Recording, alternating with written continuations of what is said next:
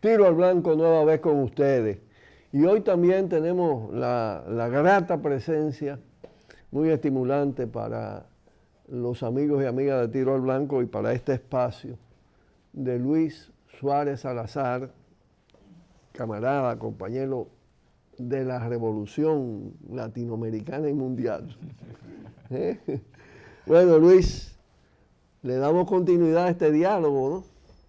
Con un intervalo del día de ayer. Y justamente antes de ayer comenzamos con el tema de las administraciones Obama, Trump, la estrategia de Estados Unidos, los elementos centrales que cruzan las dos administraciones.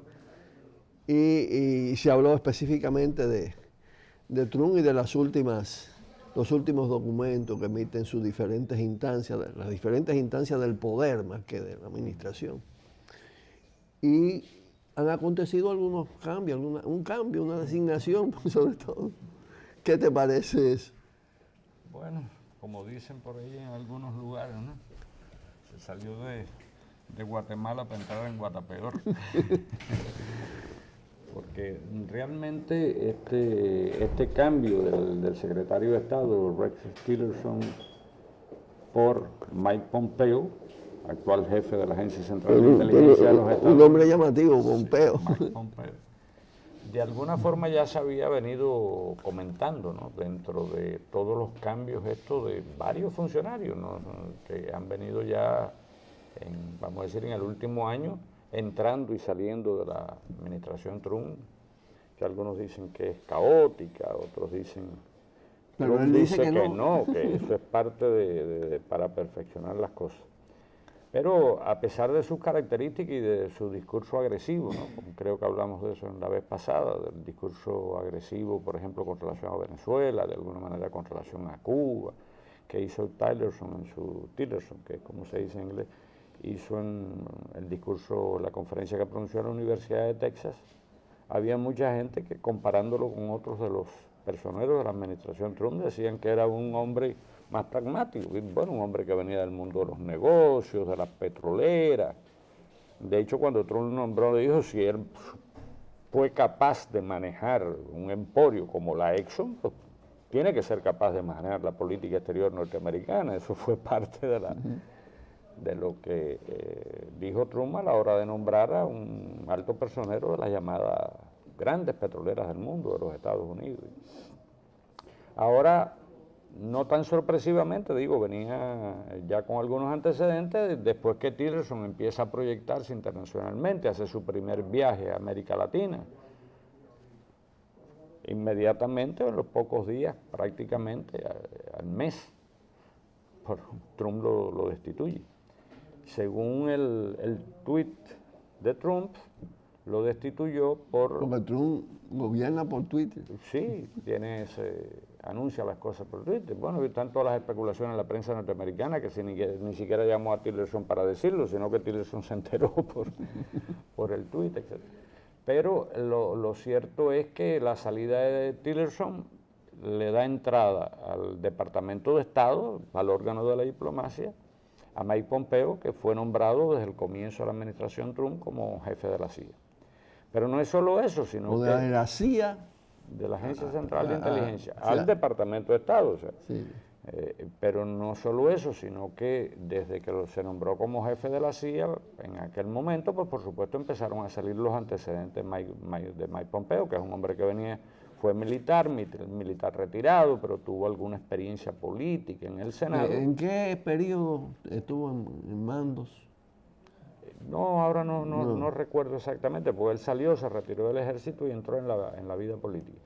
Pero en aquellos años, que fueron precisamente los años primeros de la administración Obama, Pompeo se destaca por defender las torturas. O sea, toda aquella discusión que se armó en Estados Unidos alrededor del tema de las torturas, del empleo de la base de Guantánamo como un centro de tortura, del informe aquel que se estaba elaborando criticando y anulando aquellos métodos que decían que no era tortura, que era, ¿no?, casi ahogar a una persona en un tanque, que eso no era tortura, y que los psicólogos habían dicho que eso no era tortura. Curioso, ¿no?, que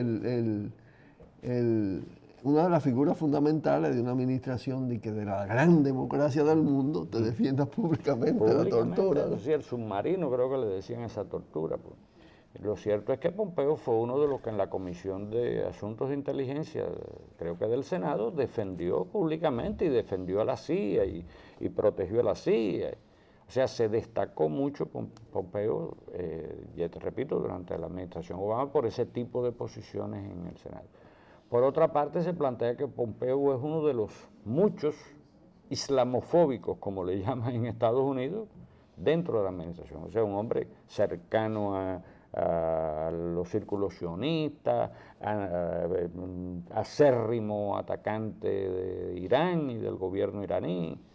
Y una de las cosas que trasciende es que Tillerson estaba opuesto y se había opuesto a la decisión que casi tiene tomada Trump de retirarse del acuerdo de Irán con las 5 potencias del Consejo de Seguridad, más Alemania, en torno al tema del desarrollo nuclear iraní. Y se dice que Tillerson no estaba de acuerdo con eso, probablemente haya otros elementos que algún día nos enteraremos en que no había tenido una misma perspectiva, y Trump, como sabemos, está presionando para tratar de obligar a Irán a que renegocie aquel acuerdo con los Estados Unidos, incluso desdeñando la opinión del resto de la Estamos frente potencia firmante. a un reemplazo para peor. Por eso decía que se podría aplicar ese dicho popular, Sí, ¿no?, de sí. Guatemala para Guatapeor.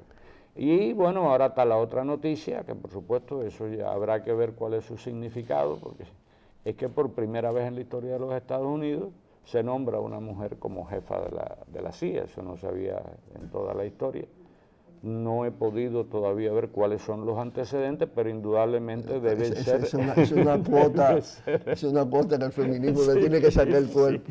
Pero debe tener una larga historia, ¿no? No voy a decir que como Matajari, ¿no? Pero debe ser porque llegar a jefa de la CIA tiene que tener una larga historia dentro de los servicios de inteligencia. O sea, esos son los cambios que se ven por ahora, pero dentro de muchos cambios, o sea, ya van varios altos funcionarios. Del propio Departamento de Estado hay una especie de crisis, como ellos llaman, moral dentro del Departamento de Estado. Hace unos pocos meses le renunció la embajadora en México, que se había destacado también en la etapa de Obama por ser parte de la negociación con Cuba. Y le renunció porque dice que no comparte la política de Trump con relación a México. En fin, forma parte de esas... Naturalmente, saliéndonos del poder estadounidense, vamos hacia nuestra América, Luis. Y especialmente aquí hay algo que inquieta mucho a la gente.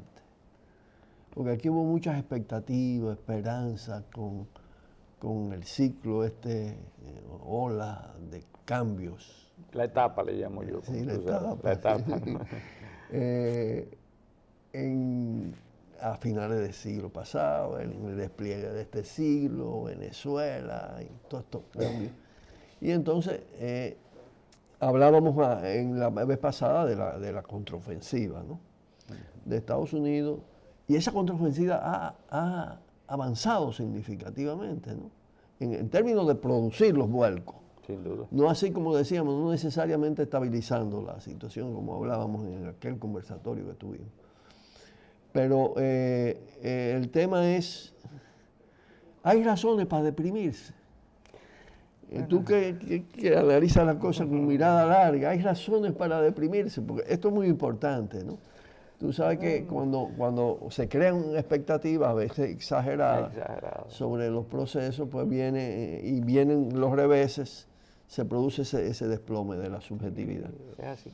Pero bueno, yo siempre, cada vez que me abordo esto, Narciso, yo planteo, tenemos que mirar la historia y tenemos que comparar diferentes momentos históricos a la hora de decir por dónde estamos, en qué momento estamos. Y para ir a la memoria corta, ¿no? Sí, claro. ¿Qué memoria corta teníamos en el momento en que se inician estos procesos de cambio, reformadores, reformistas, revolucionarios, como se quiera llamar en América Latina, ¿no? siempre tomando como referencia el Y triunfo hay de Chávez. todo eso, de Sí, todos hay de todo esos eso. calificativos hay en ese Hay en proceso. todo eso. Pero que en qué situación quedó la izquierda, el pensamiento de izquierda, el pensamiento revolucionario mundial, latinoamericano y caribeño en la Muy década del importante. 90. Claro, cuando el Cuando desplome, se el colapso. produjo el colapso, el derrumbe de lo que Ahí sí Carlos hubo una Rafael gran Rodríguez depresión. bien llamaba los falsos socialismos europeos, partidos que abandonaron sus programas, que se dividieron, que se liquidaron a sí mismos, fuerzas de izquierda que perdieron totalmente Claro. su brújula, su orientación. Y por supuesto a eso se llegó saliendo de la llamada noche oscura, que fue toda la etapa de las dictaduras militares que fueron preparando, sangrientas, que fueron preparando el terreno precisamente para las democracias llamadas de libre mercado, restringidas, tuteladas, que fueron las que al final empezaron a marcar la correlación de fuerzas políticas en el continente, vamos a decir, en la última década del siglo XX. La situación que tenemos hoy es incomparablemente diferente en términos superiores. Claro, claro. O sea, para cualquier lugar que miremos. Bueno, Cuba estaba solitaria y con un nivel de cerco y de asfixia. No, en el caso de Cuba, yo digo, recuerdo, lo he escrito en algunos de mis libros, o sea, ¿qué se decía sobre Cuba en los primeros años de la década del 90? La discusión era cómo se iba a derrumbar Cuba, si iba a ser como en Rumania, si iba a ser como en la Unión Soviética o como en Yugoslavia. Eso era lo que se discutía con relación al futuro de la Revolución Cubana. Dije en un libro, en Miami se estaban haciendo maletas para desembarcar en Cuba, por supuesto, los sectores más reaccionarios de la comunidad cubana de los Estados Unidos. De eso, en estos momentos, por supuesto, Cuba en estos momentos tiene las mejores relaciones históricas, de toda su etapa republicana, no solo de la etapa revolucionaria, con todo el mundo y particularmente con América Latina y el Caribe. Con todos los retrocesos que se hayan producido, para hablar de la dimensión interestatal, todavía la Alianza Bolivariana para los Pueblos de Nuestra América está ahí, el ALBA, Tratado de Comercio entre los Pueblos, como también le llaman los bolivianos, o sea, en esa combinación está ahí, el ALBA acaba de hacer una cumbre. Y a eso hay que agregarle que estos virajes hacia la extrema derecha muchas veces se dan en el marco de una resistencia y unas luchas que pueden tener incluso un futuro todavía más promisorio. Por eso te estaba diciendo, para verlo primero a nivel interestatal y luego retornar a esa otra dimensión que son las luchas populares. Cuando miramos incluso otras instituciones como la Comunidad de Estados Latinoamericanos y Caribeños, ciertamente se ha debilitado, ciertamente muchos de los gobiernos miembros de la CELAC están acompañando a Estados Unidos en esta política agresiva con relación a Venezuela. Pero la CELAC se reunió recientemente en Chile para discutir las relaciones con China. Y cuando uno lee la declaración política de esa cumbre, implícitamente, no todo es explícito en diplomacia, hay un alejamiento y una ruptura con las posiciones más radicales de los Estados Unidos y con esta estrategia de seguridad nacional de Estados Unidos que creo que hablamos, que coloca a China como uno de sus principales adversarios globales. Ahora, si nos vamos al movimiento popular, nos encontramos que la fuerza que tienen los movimientos populares, incluso si queremos hablar en esos términos, partidos de izquierda de la región, es mucho mayor que la situación, que la que existía en los años 90. Nicaragua misma, dentro de aquella etapa, uno de los que marcó una etapa fue la derrota de la revolución sandinista. Obviamente no podemos comparar ahora el gobierno de Daniel Ortega con aquella etapa, pero de todas maneras hay un gobierno de izquierda, es el líder del Frente Sandinista de Liberación Nacional, ha sido reelecto y ha ido ganando constantemente elecciones y mantiene, a pesar de las características diferentes, una posición consecuente con los enunciados latinoamericanos, caribeños, de enfrentamiento de Estados Unidos. Por eso, mira, Luis, tenemos en la pantalla tu libro, la estrategia revolucionaria del Che. Del Che. Bueno, en este libro yo abordé precisamente mucho de estos temas, o sea, mirando esta lógica. Claro. En aquel momento, por supuesto, me detuve mucho a ver qué es lo que había pasado en América Latina y en el mundo después de la caída en combate del Che, porque en aquel momento se decía, se acabó todo. Claro. ¿Qué pasó en el mundo? A un análisis parecido pudiéramos hacer ahora, pero yo los movimientos populares y revolucionarios, los partidos incluso de izquierda, o sea, a pesar de todo, en el marco de la izquierda se mantiene funcionando, yo creo que es una cosa casi única, que es el Foro de Sao Paulo, con una constelación de partidos de diferentes tendencias de la izquierda, pero que el año pasado acaba de aprobar un documento convocando y dando pautas para el enfrentamiento de la situación. Y si vamos a los movimientos populares, muchos de ellos están muy fuertes, el movimiento femenino, el movimiento campesino, con ese liderazgo que ha venido desarrollando el MST de Brasil en toda esta etapa. El movimiento sindical no tiene la misma suerte, pero el movimiento estudiantil, pero los nuevos movimientos comunitarios, indígenas, medioambientalistas, feministas. Bueno, ahora hemos visto en estos días lo que está pasando alrededor de la rebeldía esta hermosa de las mujeres en el mundo. O sea, hay una constelación de fuerzas sociales, política, heterogénea, cierto. Y he visto muy en común el tema, cómo el tema mineroambiental está presente en la agenda de las luchas latinoamericanas en todo el continente. En todo el continente. Esos son elementos que implica también elementos nuevos, es decir, porque eso no era un tema de la agenda de la izquierda de hace unas décadas, pero sí se han convertido, tienen un enorme potencial porque confrontan con las transnacionales, con el poder de la gran burguesía mundial. El tema mismo de la juventud, el tema mismo de la diversidad de la sexual, de las preferencias sexuales, son temas nuevos que se han ido incorporando a la gente y que movilizan a muchas personas y organizan a muchas personas que yo digo que un poco los seres humanos somos un tanto egoístas, que queremos ver nuestra utopía en tantos sueños a realizar, ¿no? En nuestras vidas. Sin embargo, los procesos históricos son mucho más complejos.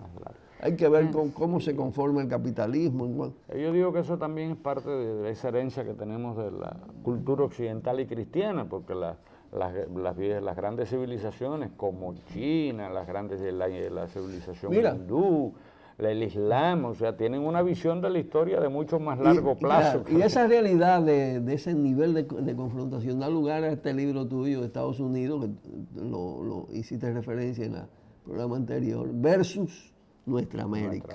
Sí, pero mirado como precisamente el título de Versus es mirando la confrontación que se ha venido dando. No, y además en la gráfica hay algo muy interesante, que es el tema de las estrellas, ¿no? Sí. No. Bueno, la gráfica tiene 34 estrellas. 34 estrellas que son los 34 estados, vamos a decir, latinoamericanos, caribeños, ¿no? Independientes, formalmente independientes. Por supuesto que cuando incluimos 34 estábamos incluyendo a Puerto Rico también. Y por supuesto lo otro es el símbolo de los Estados Unidos. Yo le había pedido al diseñador que pusiera también los territorios coloniales que están sometidos a diferentes formas de dominación colonial por Gran Bretaña, Holanda, Estados Unidos, Francia, pero ya entonces había que crear otro elemento gráfico que dijera que eso no eran independientes, pero entonces al final lo dejamos. Y un elemento a valorar, y sobre todo en la impronta también venezolana, es que si hay una conquista importante que perdura en cierta medida con grado distinto o modalidad, una tendencia hacia la independencia. Sí. En todo el continente. En todo el continente. En algunos casos una soberanía plena, como es el caso de Cuba, como es el caso de Venezuela, que yo digo que es el principal logro de la revolución bolivariana, visto además lo que significa ese territorio, ¿no? Pero también tenemos que mirar a realidades como Bolivia, que a veces se habla poco. Se habla poco. Y ahí en Bolivia hay otro fenómeno.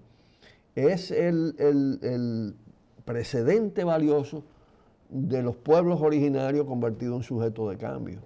Eso es. Eso tiene un valor extraordinario eso, de cara a todos los países donde hay poblaciones yo diría que originarias. incluso, y lo he dicho en otras ocasiones, pero yo digo que es de todos los procesos de cambio de esta etapa, ¿no?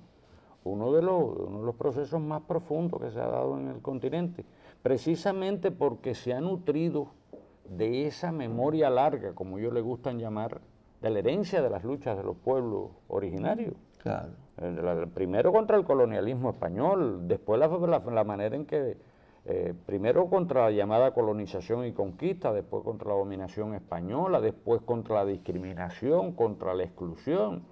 Y en Bolivia, aunque no muchas veces no se recuerda mucho, han habido revoluciones nacionales. Para nosotros los dominicanos y dominicanas, de verdad que ver esto que está pasando nos trae la memoria de abril. Correcto. Y lo que significó abril, porque a veces te cortan un proceso con un nivel de fuerzas muy superior, brutal. Ahí tenemos, mira, ese fue un cartelón histórico del Partido Comunista Dominicano, que recorrió el mundo, fuera Yanqui de Quisqueya, después de la intervención.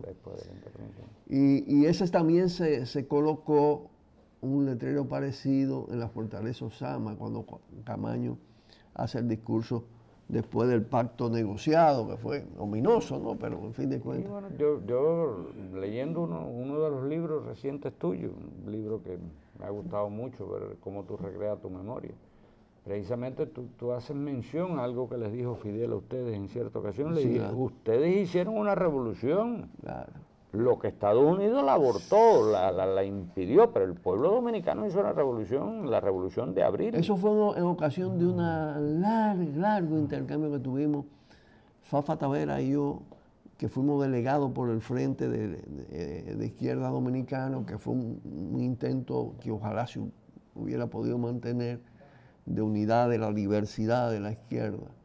Impactados nosotros por la insurgencia, yo digo la insurrección sin armas del 84, en abril también. En abril. Y nosotros estábamos en tren de tirarnos en el tema de una línea insurreccional y de todo esto. Y Fidel no sobre todo porque había una expresión de un libro que Fafa hizo. Nosotros no lo compartíamos plenamente, teníamos otra formulación, pero también era una formulación radical. Nosotros decíamos que estábamos en una situación pre-revolucionaria y Fafa hablaba de la revolución inminente. Entonces Fidel nos puso la mano y nos dijo, miren muchachos, no se precipiten, hagan las cosas bien, porque ustedes tienen el mérito de haber hecho una revolución triunfante. Esa fue la segunda revolución, Luis. Y eso se tienen que sentir orgullosos. Le metieron una potencia mundial para pararla. Eso explica todo lo que está pasando. Y la verdad es esa, es un ciclo de contrarrevolución que todavía no estamos... Bueno, yo creo que hay algunos albores de rebeldía, de indignación. Pero si tú miras, por ejemplo, parangoneando eso, ¿no? Bolivia tuvo una revolución nacional liberadora en el año 1952. Esa revolución ciertamente no fue derrotada por una ocupación de la Marina, fue derrotada por una injerencia silenciosa de Estados Unidos que terminó liquidando aquella revolución en la cual habían sido protagonistas los trabajadores mineros y los campesinos. No era una revolución de cúpula. Sí. Bueno, nos llama la atención ya, no nos alcanza el tiempo, pero vamos a seguir, vamos a tener otros momentos. Queremos recordar el itinerario de actividades de Luis. Ya no se va a hacer en el día de hoy lo de Bonao porque suspendieron la docencia. Y vamos hacia el jueves en el Colegio Médico. Mañana, ¿no? Para hablar de Cuba, mañana a las 7 de la noche en el Colegio Médico. Y el domingo tenemos este evento, el seminario sobre nuevas vanguardias y fuerzas transformadoras. Así que nos tenemos que despedir, Luis, desde este espacio donde efectivamente cada día se demuestra que aquí se dice lo que otros y otras no se atreven a decir, o muy pocos y muy pocas, para no ser tan absolutistas. Igual como se analizan de otra manera los problemas. La otra campana, podemos decir. Bueno, un fuerte abrazo y hasta mañana. Buenas tardes. Por el multimedio, Tiro al Blanco, bajo la coordinación y participación de Narciso Isa Conde. La verdad sin dobleces, para hacer realidad los ideales del Coronel Camaño y el inmenso Che Guevara. Cuidado, Tiro al Blanco.